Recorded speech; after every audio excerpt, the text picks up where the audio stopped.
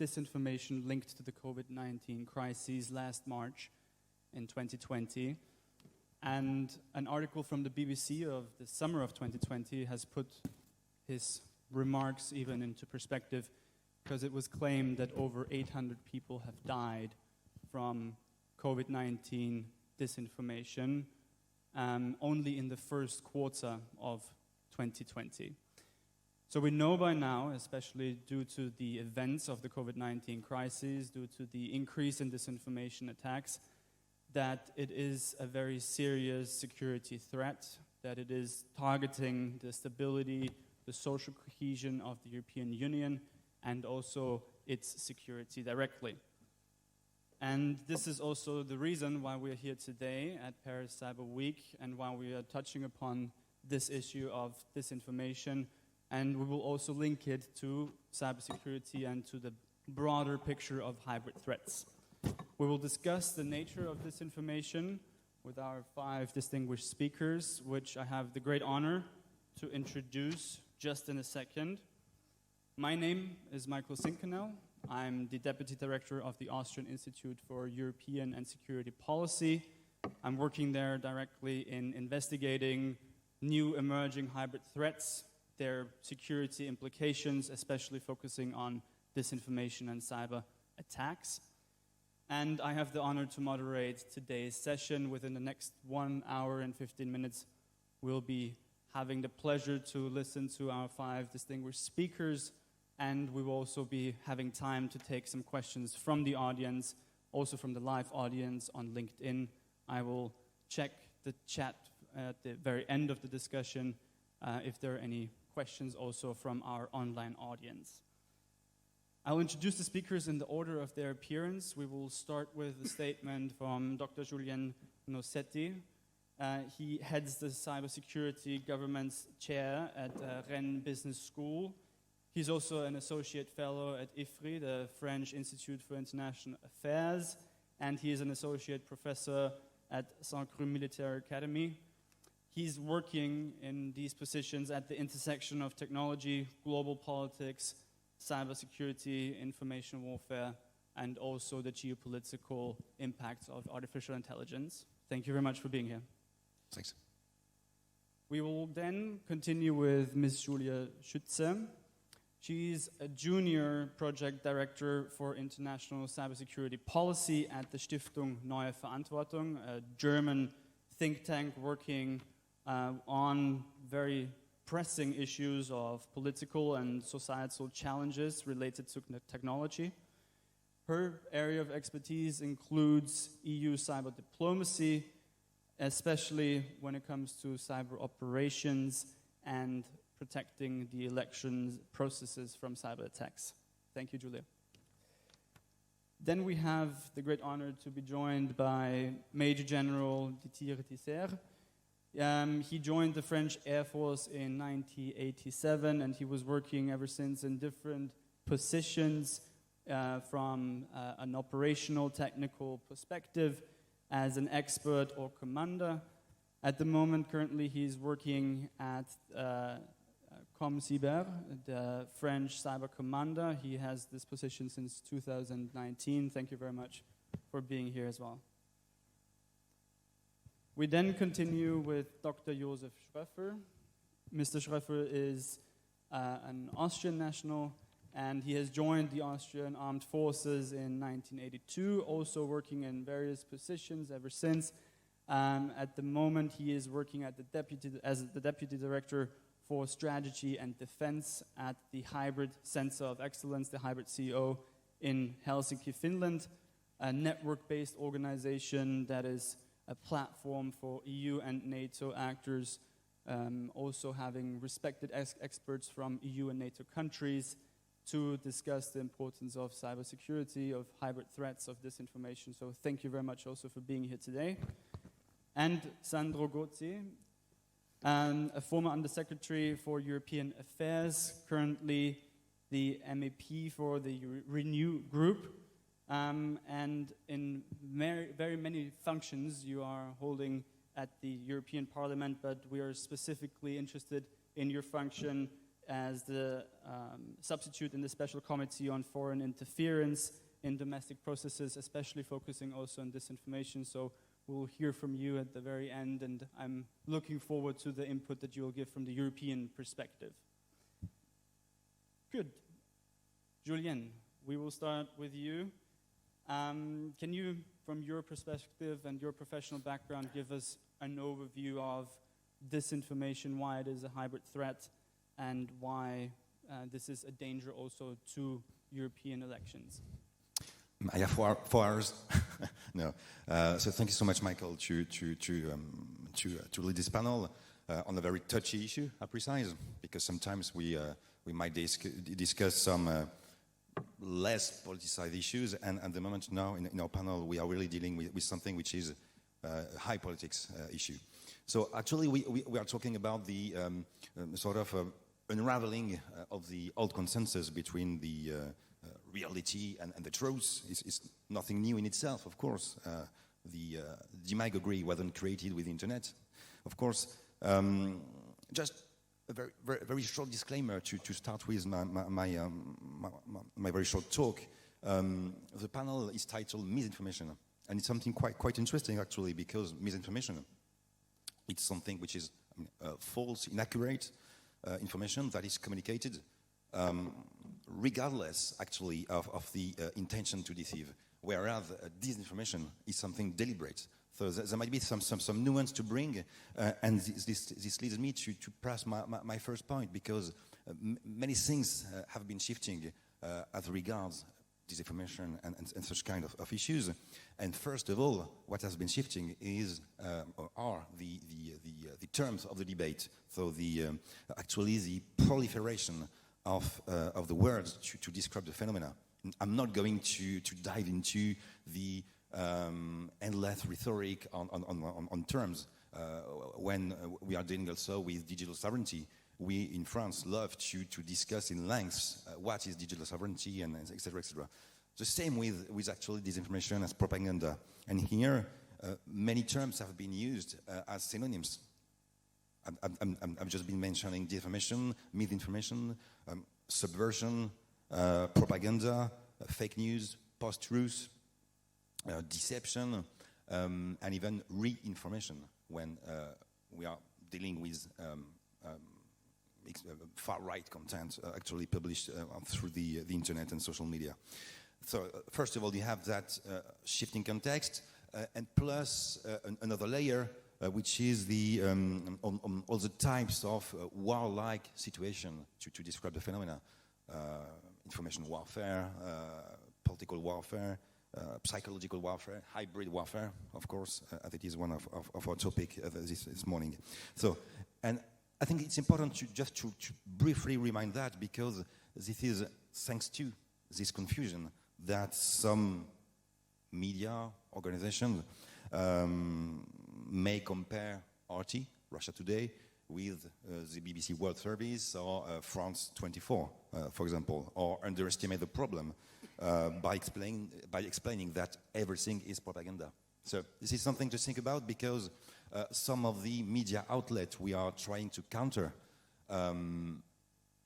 have thought to replicate, and they have a strong narrative actually toward us on this regard. So this is the first element. A second shifting point is something which may be of our core interest today, because some countries have sought to deeply integrate their information strategies into their foreign and security policies. Of course, we also, like in the cyber domain, we think first about Russia. It's not alone, but it's, of course, a leading player in this regard. And a country like Russia, for example, which I will be mentioning later on, I think, in the discussion, it's a country which carries out information operations at an unprecedented scale, actually, while exploiting all the asymmetric nature of cyberspace to transform its conventional weaknesses into strengths. And I think it's very important to remind, because here we are really dealing with the asymmetrical nature, the very strong asymmetrical nature of such tools and instruments. And third element of a context which is shifting, and it's key as well, perhaps to remind that this phenomena, disinformation and so on, doesn't only consist in face-to-face state fighting. It's not only France and the US and Germany who are fighting against some types of false or manipulated content. And here, information manipulations, of course, they save blood, as we might say, while they demonstrate some efficiency to overcome the enemy by attacking the people's spirit, as Hannah Arendt wrote some decades ago. And here we are really dealing with the role and the responsibilities of the major tech platforms. So I'm sorry to mention once again them, because they here are part of the equation.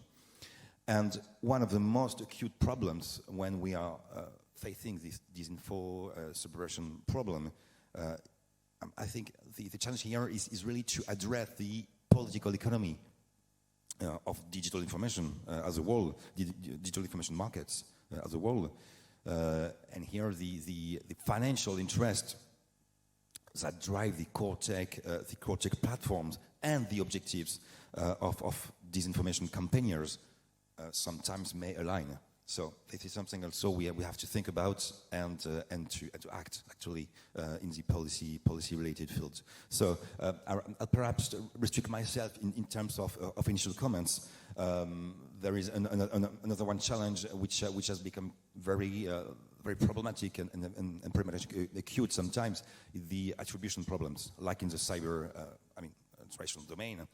It's sometimes maybe hard to directly attribute an attack. And here in the information space, we are also facing the same issues with some different strategies across lies and within European countries as well. But I think we'll perhaps tackle these issues later on. So thank you. Thank you very much, especially also for pointing out the importance to define the terms that we use here, that disinformation that we use in this security aspect is orchestrated, is very systematic, and has clear intentions. Actually, a political article from this morning was criticizing that the European Union has not defined disinformation clearly enough to tackle it also appropriately. So thank you for putting out this importance. I have shortly one follow-up question. When we talk about disinformation, you have mentioned already one actor, but in the term or in the realm of hybrid threats, which actors do you see most relevant also for the European context? Do you tell me to reply right now? Yeah. Okay. All right. Yeah, of course. I've mentioned Russia very quickly because we are, of course, naturally referring to this country when it comes to some campaigns and influence maneuvers and operations and so on.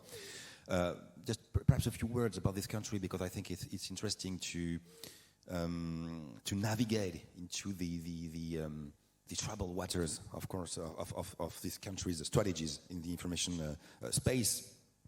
Something key we also have to keep in mind when it comes to Russia in this field is that Russian disinformation and information operations does not create the anger they feed of it. There is a nuance here, and I think we have to think about it during the next months, of course, as Europeans.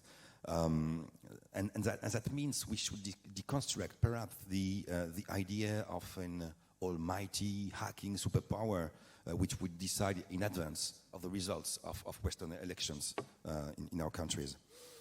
And here, to be more perhaps with some distance, on the contrary, actually the Kremlin's cyber moves are aligned with the country's foreign policy overall, which is deeply opportunistic in nature. So it's more, I would say, a method rather than strategy when it comes to Russian information plus cyber operations. Also, it is tied to Russia, but it's more I mean global as a comment. I think that to rightly assess Russian information actions, we should not just focus on critical events, elections, referendums, popular protest, terrorist attacks, which can be easily exploited, of course. But we also should see the longer run, actually. All the more so the Russians have sought to blur the line between peacetime and wartime. So we are here more in a sort of military hybrid,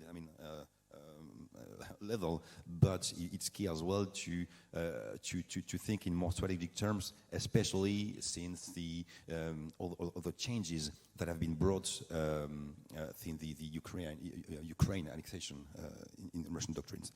Also, another point related to Russia, and I promise I'll be very quick, is that we should not forget that Russian trolls and hackers, they love to draft behind legitimate events and movements. For example, some years ago, the IRA, so the troll farms, organization linked to Russia, they pushed the Black Lives Matter movement in the US. But that does not invalidate Black Lives Matter's legitimate concerns. So this is something also here very tricky to assess and differentiate. But what is sure is that the meta conversation about Russian activity does their job for them, driving divisions while amplifying the influence much beyond what they actually have earned or what they actually represent. So here it's a difficulty to rightly place, our analysis and not overestimate the influence, but not, of course, underestimate their reach and likely negative potential. You asked, I'll just stop here with Russia because I could talk about it for length. You mentioned other countries. It's interesting, of course. It's really topical, especially when we are talking here from Paris. You've all heard about the recent official initiatives. I will not mention here related to creative some task force to debunk such information operations. But of course, we should also move our center of gravity on these operations from Russia, and we also should get interest to Turkey or to Iran, which are their own national interests in this sphere. They all push their respective narratives. Both countries I've just mentioned, they have their own difficulties with France or Europe. I will not develop too much here. I think you all know the hot topics.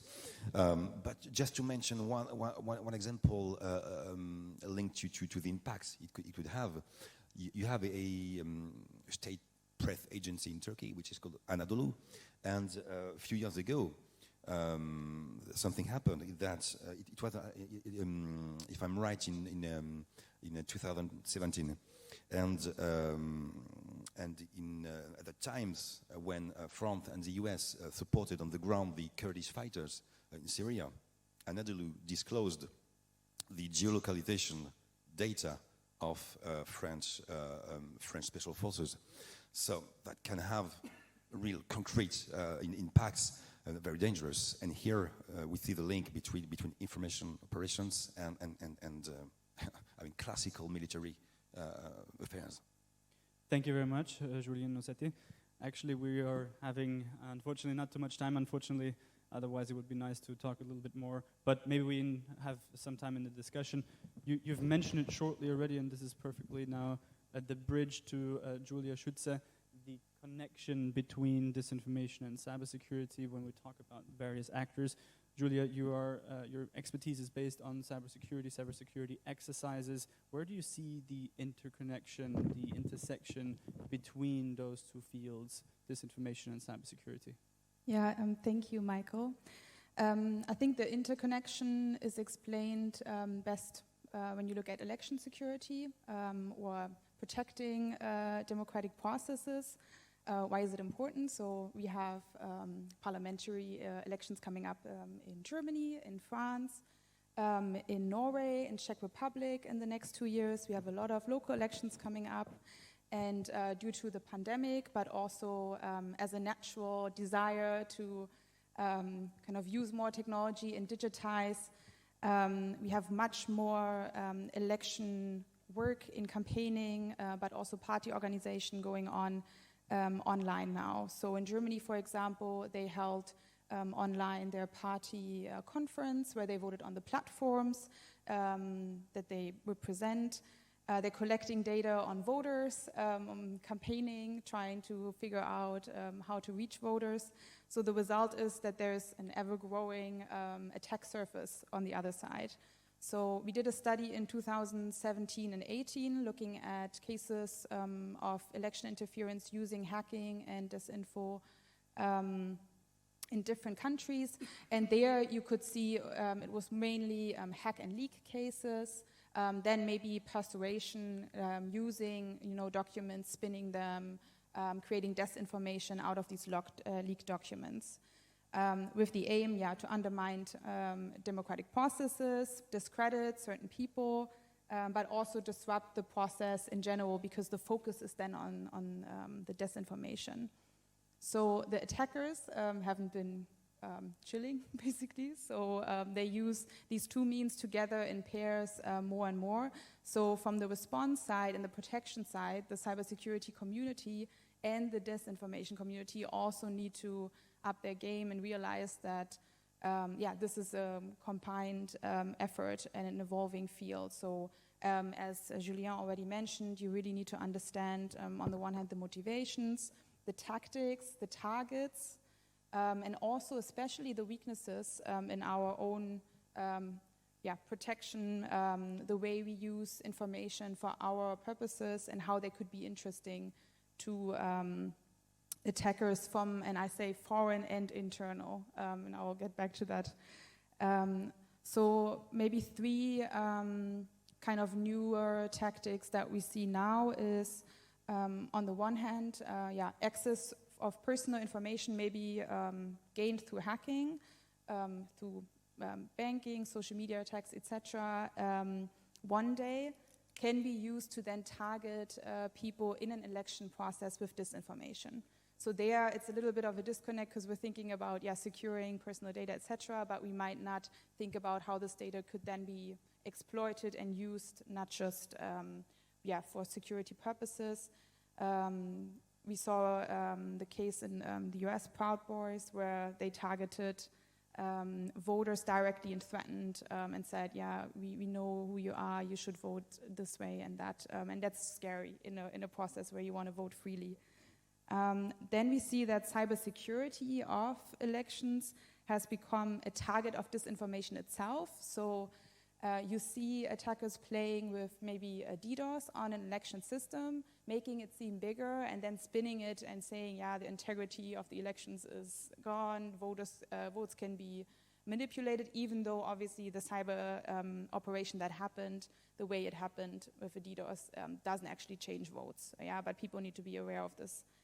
And then, just even, excluding cyber, a recent example, voters need to know how the process works.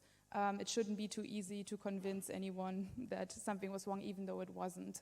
So recently we had the state elections, and the former Alternative for Germany chairman spread a photo that apparently showed green election workers, citizens working in elections, saying that, the election is rigged, there's voter fraud, but the picture was actually a photo from 2020 US elections. There wasn't any voter fraud. So these are kind of what the threat landscape looks like and how these pairs can be used together, and we need to be prepared for that. Just very shortly, in 1 or 2 sentences, where do you see the most pressing threats when we look now into the near to midterm future? I think the threats actually, I'm very concerned about that we're not prepared and we're not proactive enough. and then we also don't respond taking into account that this is a cyber issue. So, for example, on EU level, we just talked about it, that there's an initiative, Cyber Diplomacy Toolbox, to also maybe sanction. We've seen this with the Bundestag hack, but now there's a discussion to create an extra toolbox for countering foreign interference and influence operations. Yeah, but maybe those tools were used together. So on the response side, we should consider responding combinedly, don't split them up necessarily.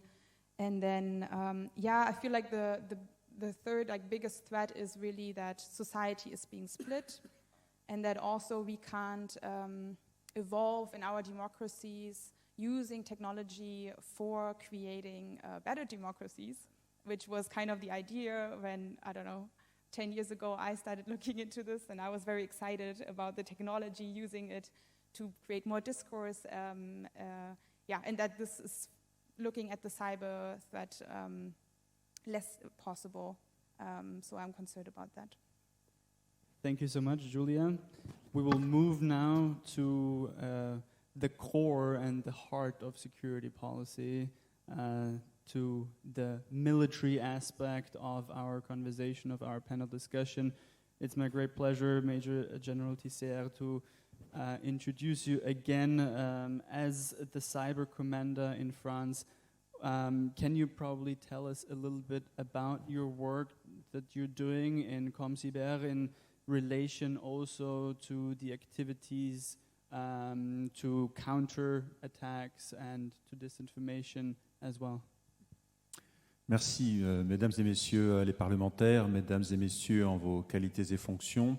Il est important, en effet, quand on aborde ces questions de conflictualité dans le cyberespace, d'essayer de voir comment l'ensemble des acteurs sont partie prenante. Et en fait, en fonction des pays, en fonction aussi des organisations internationales, la manière dont on appréhende ces sujets n'est pas forcément la même.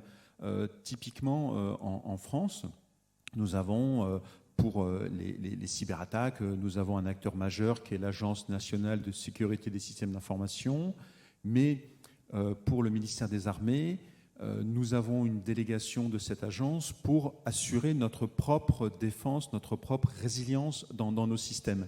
Et c'est dans cette continuité, maintenant ça fait 10 ans de montée en puissance progressive, qu'un commandement de la cyberdéfense a été créé. Et le rôle de ce commandement de la cyberdéfense, c'est de planifier et de conduire des opérations dans le cyberespace. Des opérations défensives. Nous défendons nos moyens du ministère des Armées pour que ces moyens soient résilients, parce que la résilience du ministère des Armées, c'est la résilience de la nation, c'est le moyen justement de pouvoir faire face à des attaques majeures qui pourraient attaquer des capacités essentielles pour se défendre. Mais évidemment, il y a de nombreux autres acteurs qui participent, l'ANSSI en premier, dans cette sécurité de nos systèmes numériques. C'est quelque chose d'essentiel. Et puis un autre volet aussi qui est important, c'est l'aspect offensif. C'est profiter des opportunités offertes par l'espace numérique pour pouvoir justement avoir une supériorité opérationnelle sur les théâtres d'opération. Et je dis bien sur les théâtres d'opération parce que le cadre d'emploi est essentiel. Il ne s'agit pas de faire n'importe quoi avec des outils offensifs. Et donc, il y a un cadre d'emploi très, très strict, une application, un respect du droit international, du droit des conflits armés, pour pouvoir utiliser ces moyens. Donc, voilà. Moi, je suis, en tant que commandant de la cyberdéfense des armées, je défends mes moyens et je peux être offensif sur les théâtres d'opération. Et aujourd'hui, on le voit bien, nous sommes plus seulement sur des attaques informatiques, des cyberattaques, mais nous sommes aussi sur une conflictualité de l'information, une guerre de l'information. Et un certain nombre d'exemples récents ont montré tout l'impact que pouvait avoir un certain nombre d'attaques coordonnées contre justement une entité, un État, des forces armées déployées en opération pour nuire à leur efficacité, nuire à leur crédibilité. Donc aujourd'hui, la manière dont on doit, me semble-t-il, appréhender cette conflictualité, c'est dans sa globalité, c'est ce fameux découpage du cyberespace avec ses couches physiques, logiques et informationnelles ou cognitives. Et on se doit aujourd'hui, quand on fait face à des enjeux de sécurité et de défense, d'aborder la totalité de ces éléments-là. Et donc moi, en tant que militaire, c'est en effet les éléments que je vais détailler, c'est quelle est la nature de cette conflictualité? Est-ce qu'elle est traditionnelle des militaires contre des militaires, ou bien est-ce qu'aujourd'hui, elle franchit un certain nombre de barrières?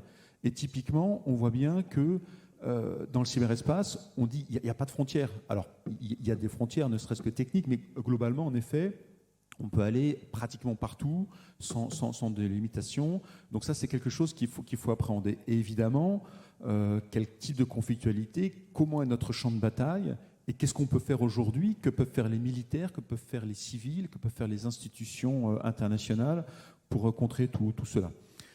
Alors, la vision que j'ai, moi, c'est que... alors, c'est pas moi tout seul, évidemment, c'est tout l'état-major du commandement de la cyberdéfense et les échanges que l'on peut avoir avec les uns et les autres.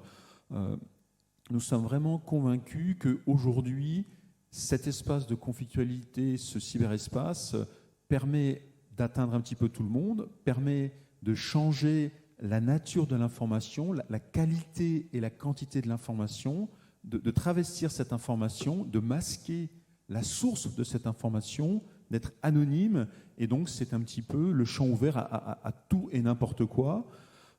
Et là, moi, je regarde le côté obscur, on va dire, du cyberespace. En tant que militaire, je suis là pour protéger et défendre, donc je regarde quels sont les risques et quelles sont les menaces.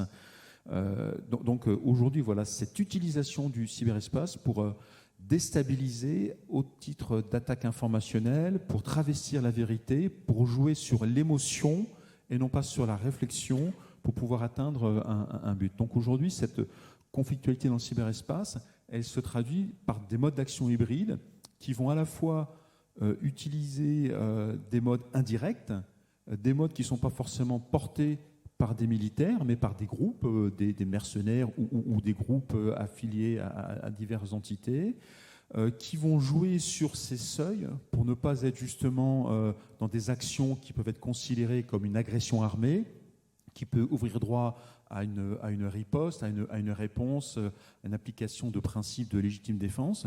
Et donc finalement, dans ces modes d'action hybrides, c'est un mélange de nombreux modes opératoires, plus ou moins licites, plus ou moins indirects, et qui vont aller jouer justement sur ces notions de qui m'attaque, est-ce que je suis capable d'attribuer cette attaque, et finalement, est-ce que le niveau de cette attaque me permet d'y réagir, et comment est-ce que je peux y réagir. Donc ça, c'est vraiment quelque chose d'important, et ces attaques informationnelles, avec cet effet un petit peu de propagation très rapide, peut être important, en sachant, là aussi, c'est quelque chose, il faut faire la distinction entre ce qui se passe au travers des réseaux sociaux dans le cyberespace et le véritable impact dans la vraie vie. Et souvent, on s'aperçoit que les comportements ne sont pas forcément en adéquation avec ce qui se dit sur les réseaux. Et parfois, en fait, ça part en flammes et puis finalement, ça se dégonfle rapidement, mais parfois, ça ne se dégonfle pas non plus. Donc aujourd'hui, c'est vraiment ça. Et là, c'est le réflexe du militaire, mais bien évidemment, d'autres acteurs du monde civil ont aussi le même type de réflexe, c'est comprendre l'adversaire, comprendre le compétiteur, comprendre sa motivation, comprendre son mode d'action pour être capable justement de réagir, de l'identifier et éventuellement de pouvoir contrer cette attaque. Et là, contrer cette attaque, c'est quelque chose qui n'est pas évident, puisque là, on se réfère justement au droit national, au droit international. Qu'est-ce que je peux faire, jusqu'où je peux aller par rapport à cela. Et c'est là où on a besoin de partenariats, on a besoin d'organismes, d'entités, et notamment en France, je prendrai cet exemple, on a une plateforme qu'on appelle Pharos, qui est une entité administrative rattachée au ministère de l'Intérieur, qui intervient pour demander aux opérateurs de fermer des comptes. Si ces comptes, justement, font l'apologie, par exemple, du terrorisme ou d'autres éléments, donc il y a un certain nombre de mécanismes qui existent et qu'il faut savoir utiliser pleinement. Après, ce qui est important aussi, justement, c'est de se poser cette question, ce théâtre d'opération, en fait, qu'est-ce que je peux faire, comment est-ce que je peux le sécuriser, le rendre accessible aux uns et aux autres. Et donc là, on en vient justement à ces réflexions un petit peu internationales. Et fort de l'impact d'attaques informationnelles, on peut identifier justement quelles seraient les mesures de réglementation internationale ou nationale pour pouvoir justement contrer ces adversaires potentiellement. Alors, pour les armées aussi, moi je me sens très directement concerné parce que sur nos théâtres d'opération, aujourd'hui, nous sommes attaqués par de la désinformation et donc j'ai besoin de pouvoir justement le comprendre, l'analyser, identifier qui est derrière et éventuellement voir quels sont les leviers d'action que j'ai pour faire stopper ces attaques. Dans le domaine des attaques cyber informatiques, il y a des mécanismes qui existent et en France, en effet, on peut faire stopper ces attaques. Il y a une couverture juridique qui nous permet de le faire, donc ça c'est quelque chose de bien, et donc de remonter jusqu'à la source de cette attaque. Et il se pose la même question sur le plan des attaques informationnelles. Est-ce qu'on peut faire la même chose? Jusqu'où on peut aller? Et derrière, qu'est-ce que ça implique? Puisqu'il n'y a pas de frontières dans le cyberespace, et donc très rapidement, entre une action militaire de désinformation par rapport à des troupes, on a rapidement une portée plus politique. Et donc, est-ce que c'est au ministère des Armées de réagir? Est-ce que c'est plutôt à l'État français, dans sa globalité, en interministériel, de réagir? Donc, ce sont des questions qui se posent. Et pour pouvoir répondre à cela, je pense qu'il faut être outillé. Il faut être outillé. Aujourd'hui, veiller les réseaux sociaux, c'est bien, mais avoir des outils qui nous permettent de comprendre les commentaires des uns et des autres, de pouvoir les mettre en perspective, de pouvoir analyser, c'est quelque chose qui est assez essentiel pour automatiser justement la compréhension et la veille. Et puis après, bien évidemment, et là c'est plus large, mais la première, évidemment, c'est ce que nous faisons au sein des armées françaises, c'est de l'éducation pour chacun de nos militaires et nos civils de la défense, dans le bon usage des réseaux sociaux, dans la bonne compréhension de ce qui peut se dire et dans les mécanismes justement pour pouvoir éventuellement répondre à ce qui se dit. Il ne faut surtout pas rentrer dans un mécanisme individuel de réponse, mais bien le cadrer, le structurer avec des règles d'engagement clairement définies, quoi. Donc ce sont des choses qui sont à appréhender. Et aujourd'hui, c'est ça, c'est ce que nous faisons. Nous essayons de mieux comprendre cette conflictualité liée à l'information dans le cyberespace, mieux comprendre quels sont les acteurs qui sont derrière, quelles sont les techniques, les procédures qu'ils utilisent. Eux aussi, ils utilisent des moyens technologiques pointus, notamment pour les deepfakes. Ils utilisent des intelligences artificielles, des algorithmes pour faire dire à quelqu'un autre chose que de ce qu'il a vu, mélanger les images, reconstruire un narratif.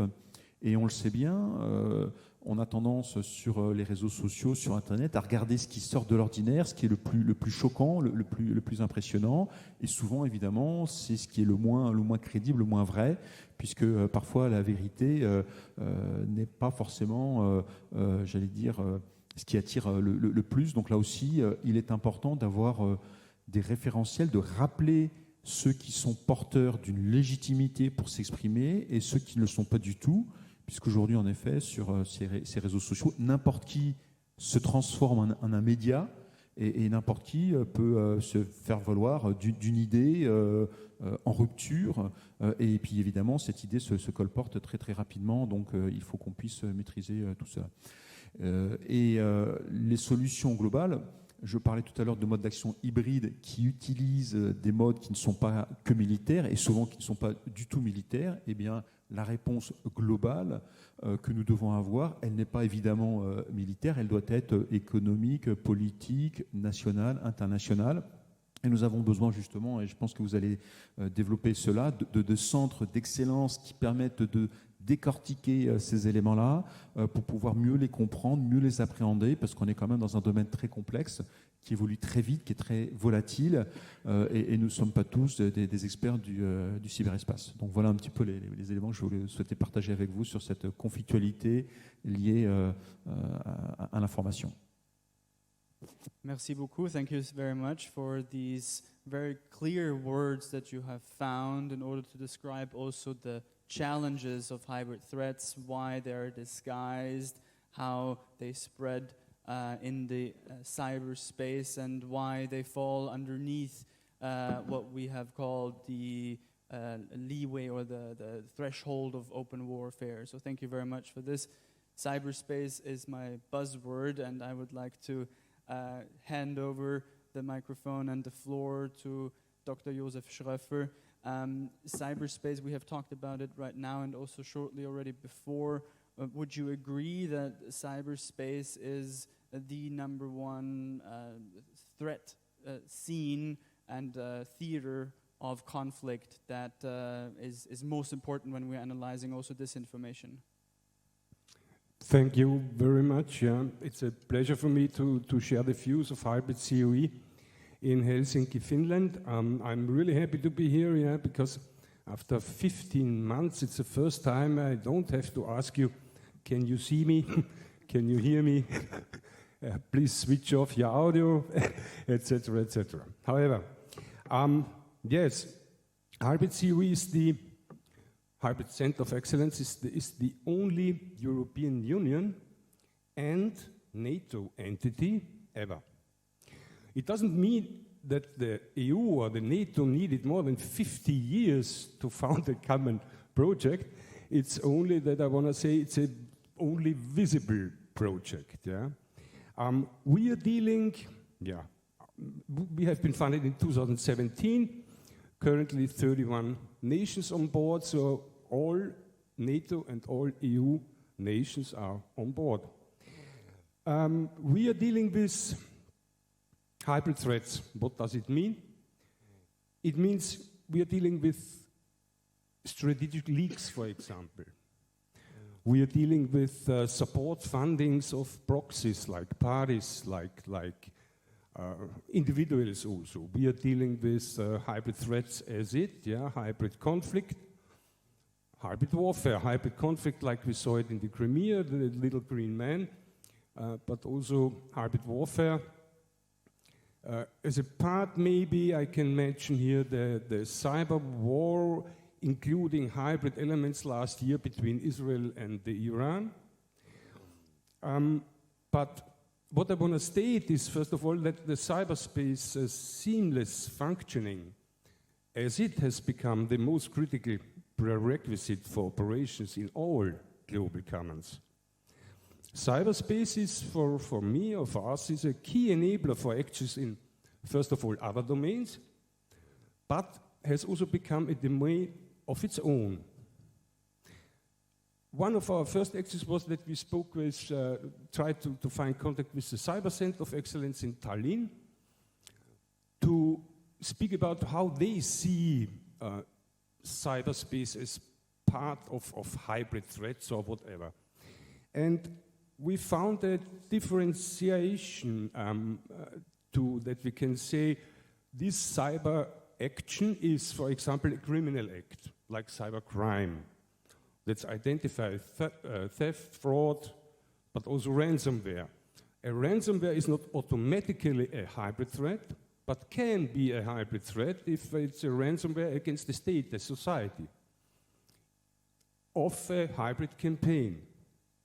But also cyber espionage, for example. Yeah? These are operations conducted for information gathering, as it.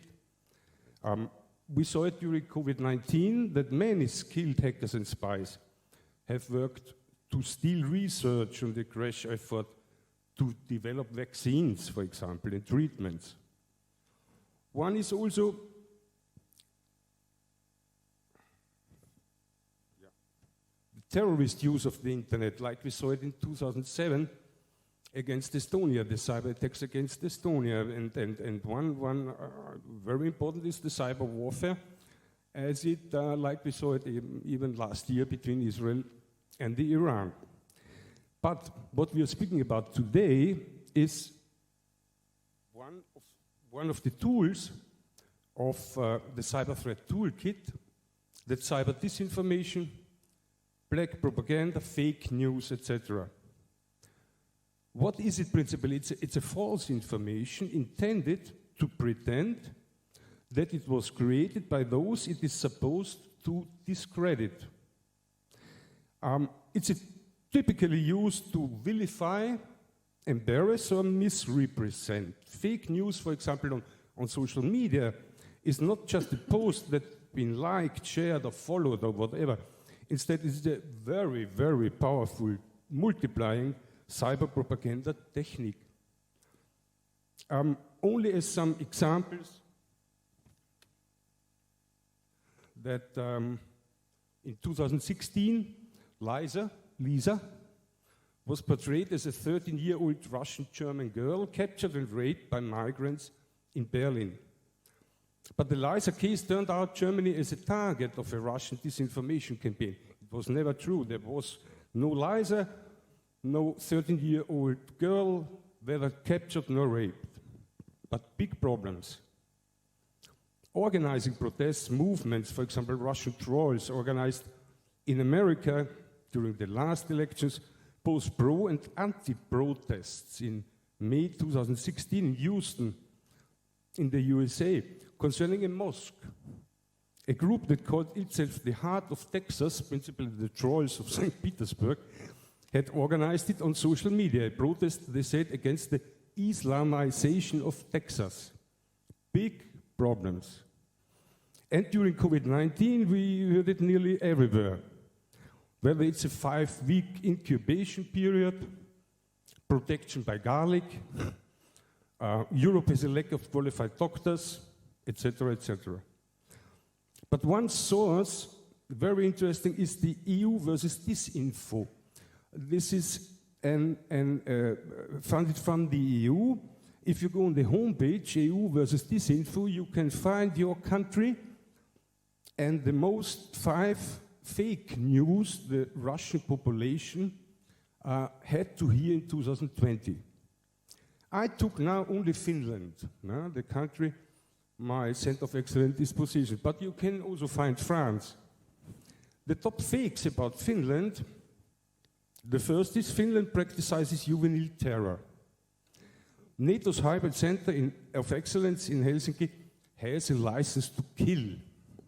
I even don't want that, yeah? Then the Finns lived better in the Russian Empire than now, and they want to join the Russian Empire again. In 1939, Finland attacked the Soviet Union first, and the Finnish embassy involved in smuggling arms from Russia to Finland.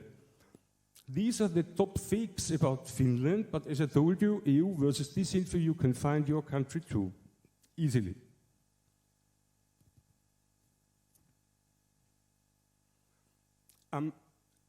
This differentiation between these varying fields, for example, cybercrime, cyber espionage, cyber warfare, whatever, disinfo, fake news, is smooth because all cyber attack tools can be used in all fields. The distinctive rough features are motivation, goal, available resources, and of course, capabilities, including military capabilities.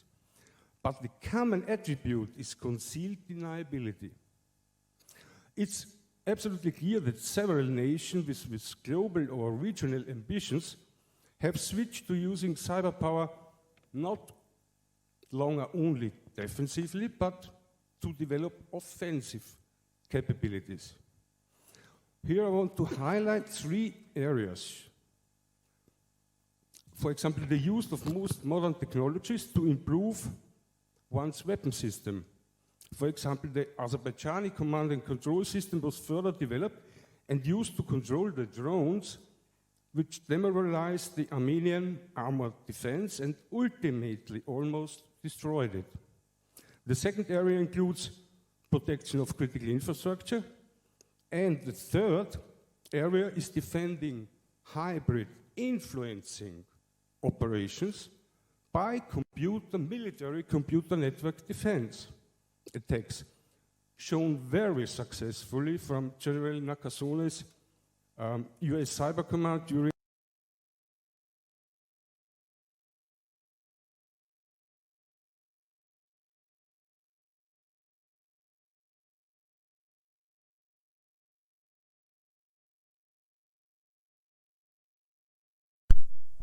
But not automatically every cyber attack is a hybrid attack, and not every hybrid attack is a cyber attack.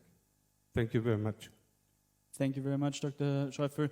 Just as a very short follow-up question, in a couple of sentences, can you just outline, since we have heard now the challenges of disinformation, of hybrid threats, what are, to your opinion, one or two examples how to mitigate disinformation? Well, thank you for the question. Beginning in 2007, the cyber attacks against Estonia. Estonia was the first European country, even first Western country, who had then a national cyber strategy. Until 2015, we're following all European nations and the Northern Americas. Even most of the nations, also France, have a national cyber security strategy, civilian more or less, and a cyber defense strategy, more or less military. So all European nations developed a cyber crisis mechanisms. And the question is if these cyber crisis mechanisms are also usable against hybrid threats like disinfo or misinfo or deepfakes, whatever. And the second possibility is, like I stated before, the military has the possibility, from my point of view, to tackle these threats, because only the military has the possibility of computer network offensive and defense. Thank you. Thank you very much.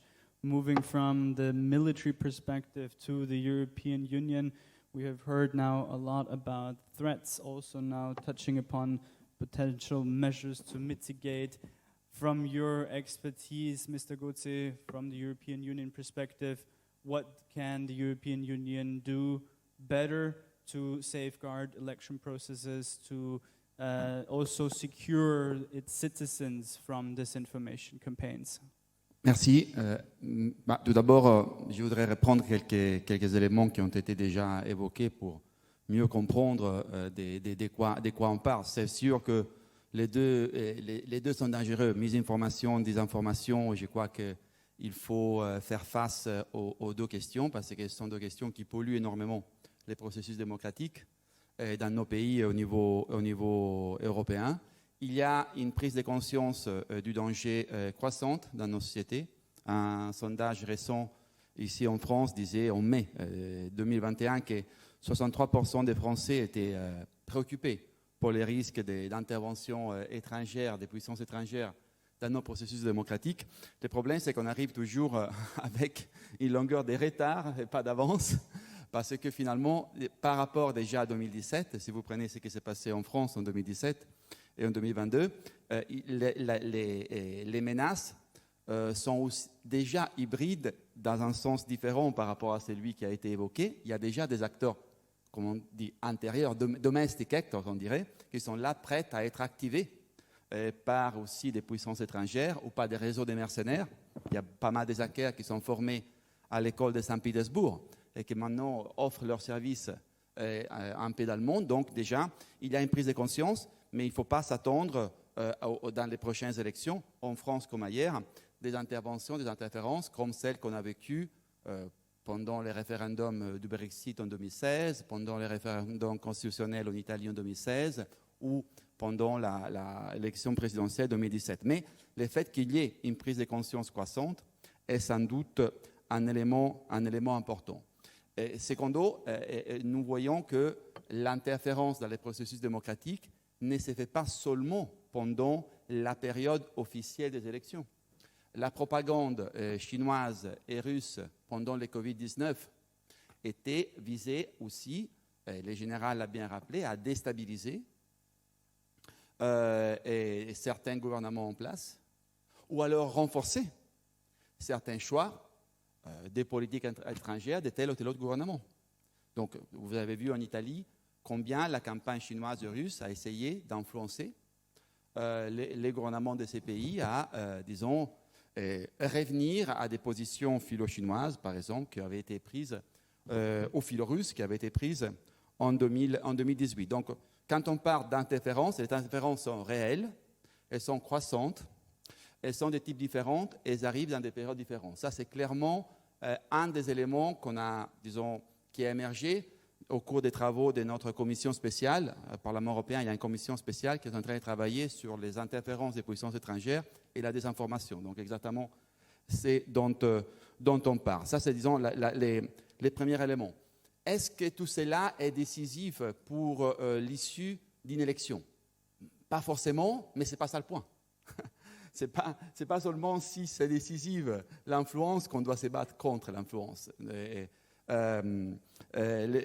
professeurs Nocetti l'a rappelé, et aussi Madame Shutsem, il s'agit d'assurer l'intégrité de nos processus démocratiques. Et l'intégrité est mise en question pas seulement si, dans un collège ou uninominal, une certaine campagne de désinformation a été décisive, comme cela est arrivé dans un pays européen, pour élire tel ou tel autre candidat. La question, c'est comment nous assurons l'intégrité des processus démocratiques au-delà du caractère décisif ou pas des interférences. C'est un travail qu'on doit faire ensemble. Ensemble qui? Les autorités publiques et les plateformes et les privés. C'est un travail qui doit aller un travail proactif, ça a déjà été dit, sur lequel il faut travailler ensemble, parce que seulement ensemble, chacun dans ses responsabilités, mais ensemble dans une logique de partenariat, nous pourrons véritablement atteindre nos objectifs face à une menace en plus qui change, qui évolue. Le général l'a bien rappelé. On travaille au niveau européen avec plusieurs instruments. Les premiers, c'est cette commission d'enquête qui devrait en automne présenter les résultats de sa recherche. Donc, comme ici, c'est Road to the EU French Presidency. J'espère que les travaux seront prêts pour la présidence en exercice française de janvier 2022. On travaille aussi sur la nouvelle réglementation numérique. C'est ambitieux, mais c'est possible de développer un modèle européen qui peut influencer aussi le reste du monde, qui peut influencer aussi Washington du point de vue de la réglementation numérique. Je ne crois pas que des grandes innovations puissent venir du Congrès américain sur la réglementation numérique, mais je crois qu'avec ces congrès, on peut trouver à Washington des oreilles attentives pour, disons, proposer un modèle de réglementation numérique européen. J'ai fait référence notamment, pour ce qui concerne les thèmes de ce matin, au Digital Services Act, sur lequel il faut travailler pas seulement sur les principes, qui est un principe de justice fondamentale qu'il faut mettre en œuvre pleinement. Ce qui est illégal en offline est illégal online. Mais il faut travailler aussi sur les obligations, sur les droits de vigilance, due diligence, sur les obligations notamment des plateformes systémiques, mais pas seulement, des modérations. On doit travailler sur la viralité. Comme disent pas mal d'experts qu'on a consultés, freedom of speech is not freedom of reach. Donc, on peut bien laisser chacun s'exprimer dans les limites de la légalité, mais si c'est manifestement une action de désinformation, manifestement une fake news, il faut baisser la viralité. Donc, pour les experts qu'on a devant nous, il s'agit de travailler aussi sur la modération, sur les conditions générales des usagers. Donc, il y a une partie des plateformes. Il faut notamment, en campagne électorale, assurer plus de pluralisme sur les plateformes numériques. Donc, disons, rompre ce qu'on appelle les lock-in, l'emprisonnement, les lock-in des algorithmes dans les plateformes, pour que chacun puisse être atteint par un peu plus d'informations pluralistes, au lieu de rester uniquement dans les réseaux. Il faut, dans toute l'Union européenne, rendre la propagande politique, c'est tout à fait légitime, visible et reconnaissable en campagne électorale. C'est prévu dans la loi dans certains pays, pas dans d'autres. C'est un autre aspect sur lequel il faut travailler. Et la désinformation passe aussi par les forces politiques. Au niveau européen, un des aspects sur lesquels nous sommes en train de réfléchir, c'est de revoir les règlements des partis politiques européens pour interdire les financements, notamment via les crypto-values, par des puissances étrangères et des partis politiques européens. Donc vous voyez, même du côté, disons, crypto-value, il y a un autre aspect qui est étroitement et directement lié aux questions dont on parle aujourd'hui. 2 points encore avant de conclure, toujours du point de vue européen. Je ne vais pas reprendre les points qui ont été déjà traités avant par le général Tessier et par M. Schweifer. Il est clair qu'il y a une prise de conscience au niveau de l'OTAN, claire, forte, que la cybersécurité, c'est une des nouvelles menaces. Il y a des projets que le secrétaire général de l'OTAN va présenter OTAN 2030. Il faut que l'Union européenne aussi fasse de la lutte contre la désinformation une priorité des politiques étrangères de sécurité commune. Il faut prévoir un système de réaction, il faut prévoir un système de sanctions. Il faut que nos leaders en parlent régulièrement dans les sommets européens, parce que c'est comment on réagit face à des violations de la loi du commerce. On doit commencer à réagir face à des atteintes, des attaques à notre droit d'être bien informé. Dernier point, et ça c'est, je vous le dis en tant que député européen et aussi engagé dans un mouvement politique, nous allons proposer en France, en tant qu'En Marche, aux autres forces politiques de s'engager sur un code de conduite pour, disons, réagir et travailler contre la désinformation. C'est une expérience qui a été faite aux États-Unis, c'est une expérience qui est en cours en Allemagne, où toutes les forces politiques ont adhéré à ce code de conduite en vue des élections fédérales. Nous voudrions les proposer avec des engagements très simples aux forces qui vont participer à l'élection présidentielle en France. C'est aussi une façon de contribuer au bon déroulement de nos processus démocratiques. Thank you very much for this input and also for giving us a more probably optimistic perspective also on potential countermeasures, on potential measures and mechanisms that are currently being worked on to tackle disinformation. I do not want to abuse my role as a moderator to keep you from having lunch and from mingling and socializing, especially because we have been longing for that for the last couple of months. However, I would still like to open the floor to the audience for some questions. We have approximately 10 minutes left. If you could just shortly introduce yourself, and we will take 1 or 2 rounds of questions if time allows. So please, I see a gentleman in the middle here.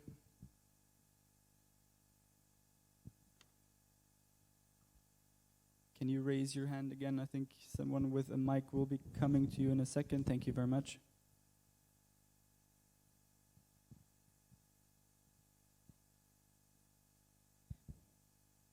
Hi, my name is Baptiste Robert. So I am a French ethical hacker, and I founded Predictalab, which is a company dedicated to fight misinformation, disinformation, and all the sphere.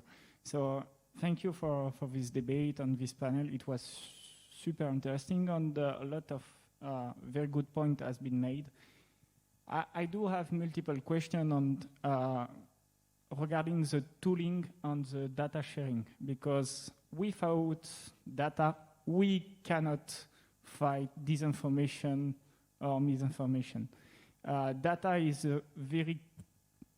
the core thing of what we need as a technical person in order to fight misinformation. Because if we don't have data, we cannot see what we have, we cannot know, and you said it, mon général, we cannot know the adversary. We don't know who is in front of us, we don't know the threat in front of us, and we cannot characterize what we are fighting. And this is one of the biggest issues. And in order to resolve this issue, we need to have a discussion with the biggest platforms, with obviously all the Facebook, Twitter, and the other social platforms, but also we saw recently, after the Capitol storm and before that, that some portion of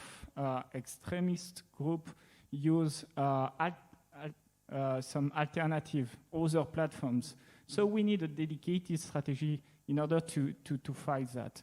And Thank you. Maybe if Yeah. we have one more question, I'm sorry to cut you off, but probably one other person can have the chance to ask a very short question, and we can have a very small last round of input from our panelists before we go to lunch break. Is there any more question from the audience? A short one in the back here. Yes, please. Thank you. Sorry, you have to hear my voice all the time. Mitchell Belfer from the Eurogulf Information Center. Very brief, actually. It's a joke. Man walks into a doctor and he says, "Doctor, you got to help me. My brother thinks he's a chicken." And the doctor looks at him and says, "That's ridiculous. You just have to tell your brother he's not a chicken." The man looks at him and says, "I can't. I need the eggs." And disinformation, misinformation is falling on the right communities. People need that information. And I want to know, from the panel's point of view, what can we do about the social level trust that has been so eroded to make these alternative narratives so attractive? Why do people need fake eggs? That's my question. Thank you very much for these two questions. Let's have a very short last round of inputs, and please be very brief in also answering these two relevant questions. Maybe we start with you, Julia, since you just picked up the microphone. Yeah, I think what comes to mind is maybe not directly to distrust, but a colleague of mine, Anna-Katharina Messmer, has done a qualitative study in Germany testing literacy, and a lot of people couldn't recognize normal news from disinformation. This is super concerning across the board. So this is also where to start, because then, you know, those attempts, you know, you need to recognize them and you need to start on the ground with everyone. And I was wondering, for example, this is now done in Germany as a representative study. How is it looking in other countries? Maybe there is countries who have been dealing with this stuff a bit longer, who have found mechanisms. Yeah. Thank you very much. Mr. Schweifer. Yeah, well, I want to answer how are the possibilities to tackle them, yeah? The first thing what I think about is that many European nations and also Northern America or democratic states, or even adversaries, yeah, how they see information and cyberspace, yeah? There are nations like Germany, they see cyberspace and information space as the same. But there are many other nations in Europe, they see it different. They differ between cyber and information space. This is the first what I want to say. If you look at our adversaries, yeah, Russia is also differing between cyber and information space. Why is the differentiation maybe interesting, maybe important? Because the answers you give to tackle the threats from wherever they are coming, they are different then. Cyberspace is a domain, but there is no hybrid domain. But the question is there an information domain? Thank you. Thank you very much. Mon général. Yes, just a few words. It's very difficult, and I fully agree regarding the importance of data or information. And what is very important is to be able to put label, flag on the data, and also on the context of the use of the data. And it's not easy. And I think the answer involved all the stakeholders, of course, the people, the providers and the social networks is very important, but also the states. I think it's important, even if there are some differences between states, some are more perhaps aggressive regarding competition, international competition, others are more friendly, and it's important to involve them also so that we can try to write a kind of agreement to the use of this cyberspace. Thank you very much.